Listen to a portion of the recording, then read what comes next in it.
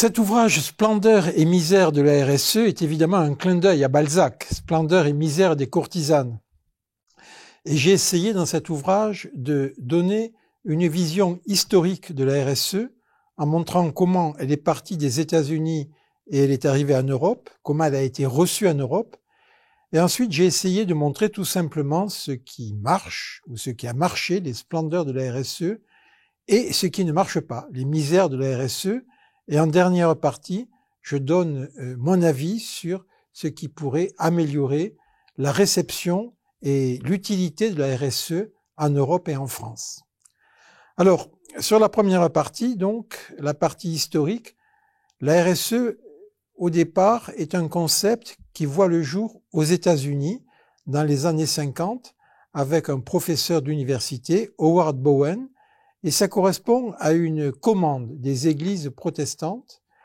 Et ce concept, au départ, est un peu confus et il mettra des dizaines d'années à être mieux précisé. Et il faut attendre d'ailleurs 2001 pour que le concept traverse l'Atlantique et que, en Europe, la Commission européenne écrive un livre vert qui s'appelle « Pour un cadre européen de la RSE ».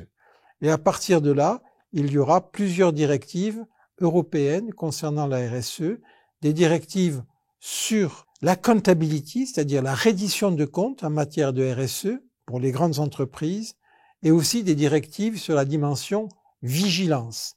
Comment les entreprises doivent être vigilantes par rapport à leur supply chain et par rapport également aux consommateurs en matière de RSE. La RSE est-elle universelle ou est-ce une construction culturelle? Alors, il y a les deux, puisque dans la RSE, aujourd'hui, on trouve des principes universels. Je vais donner quelques exemples. Aujourd'hui, sur l'aspect social ou sociétal, la RSE s'appuie sur les principes de l'OIT, l'Organisation internationale du travail. Par exemple, l'interdiction du travail des enfants, l'interdiction du travail forcé, l'interdiction de la discrimination, le bien-être des salariés, le fait de reconnaître les associations de travailleurs et de contractualiser avec elles, les syndicats évidemment. Tout ça, ce sont des principes universels. En revanche, il y a évidemment des contextualisations. On va tenir compte davantage en Afrique de relations qui sont des relations de proximité. On va tenir compte dans chaque pays de ce qui fait la particularité du pays, de façon à contextualiser et à prendre en compte les us et coutumes, les valeurs de chaque pays.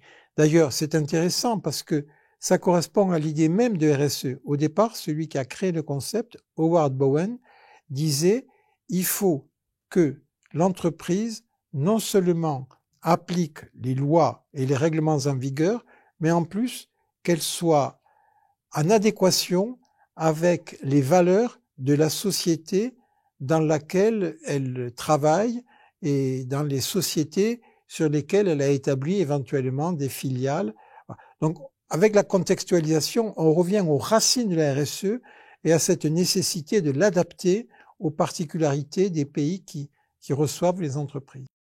La RSE est-elle une démarche volontaire des entreprises? Alors là aussi, il y a les deux. Il y a la dimension volontaire, parce que, par exemple, pour les dirigeants de PME, eh bien, la plupart du temps, il y a moins d'obligations que pour les grandes entreprises, mais un dirigeant de PME, souvent, il a ses convictions et il va pouvoir orienter l'entreprise dans des dimensions de RSE au niveau environnemental, par exemple, par rapport à des problématiques de biodiversité, de réchauffement climatique, d'économie circulaire. Il va pouvoir orienter l'activité de l'entreprise dans des directions qui correspondent eh bien, à ce en quoi il croit, à ses convictions et ses valeurs. Donc, il peut y avoir des dimensions volontaires. Alors, après, il y a évidemment, aujourd'hui, surtout au niveau européen, des obligations de reddition de comptes, des obligations sur la supply chain, des obligations même parfois sur les clients. Donc, c'est à la fois un mélange d'obligations, d'incitations et puis de démarches volontaires. La RSE est-elle un outil pour compenser des pratiques irresponsables? Alors ça, c'est un problème important parce que si on était vraiment, par exemple, comme en médecine, vous savez qu'en médecine, ce qu'on apprend aux étudiants de médecine en première année, hein, c'est d'abord ne pas nuire. On leur apprend d'ailleurs encore en français, en latin, primum non nocere. D'abord, ne pas faire de mal aux patients.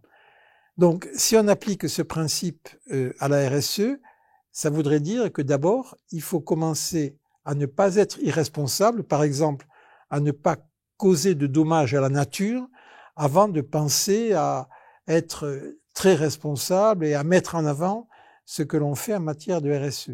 Ça, c'est un peu la théorie.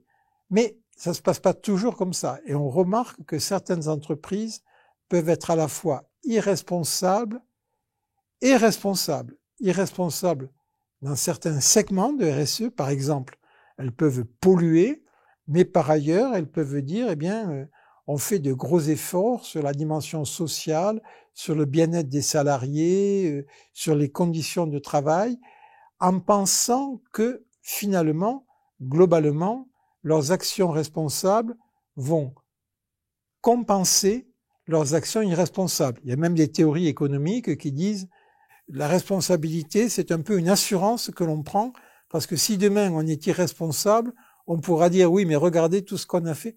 Alors ça, je crois que c'est pas bien. Voilà, je crois que c'est pas bien, et je crois qu'on devrait appliquer les mêmes principes que les étudiants en médecine, et qu'on devrait commencer à chasser l'irresponsabilité.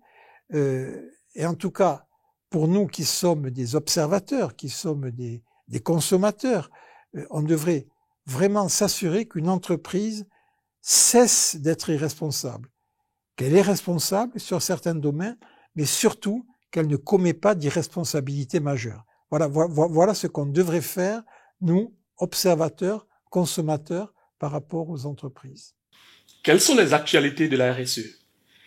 Actuellement, par exemple, les entreprises, les grandes entreprises, sont en train de réfléchir à la façon dont elles vont se mettre en conformité avec la dernière directive européenne, CSRD, la directive en matière de reddition de comptes sur la RSE.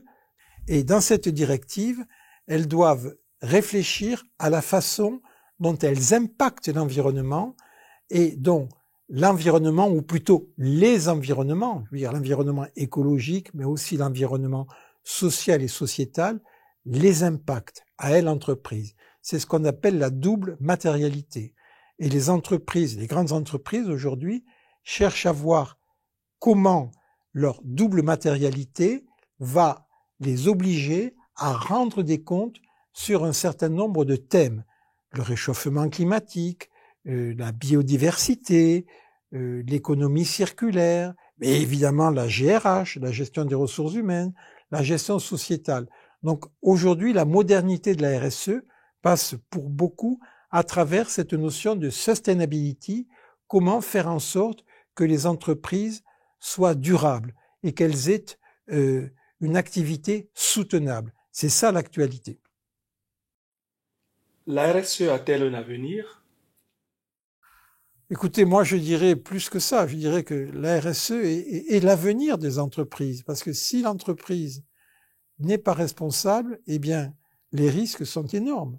Les risques en matière de réchauffement climatique, les risques en matière de chute de la biodiversité, les risques de restriction, de disparition de certaines ressources naturelles, les risques sociaux en matière de santé des salariés, les risques sociétaux, par exemple par rapport au principe de l'OIT que j'évoquais tout à l'heure. Si l'entreprise n'est pas responsable, eh bien voilà, la nature va être complètement ravagée, les salariés et puis les consommateurs et puis les sous-traitants, les fournisseurs ne vont plus pouvoir avoir des relations avec elle qui soient des relations, j'allais dire, de bonnes relations. Et donc c'est pour moi l'avenir même de l'entreprise qui passe par la RSE. Donc non seulement la RSE a un avenir, mais pour moi la RSE conditionne la permanence, la durabilité, la soutenabilité de l'entreprise. Merci, monsieur le professeur. Merci à vous.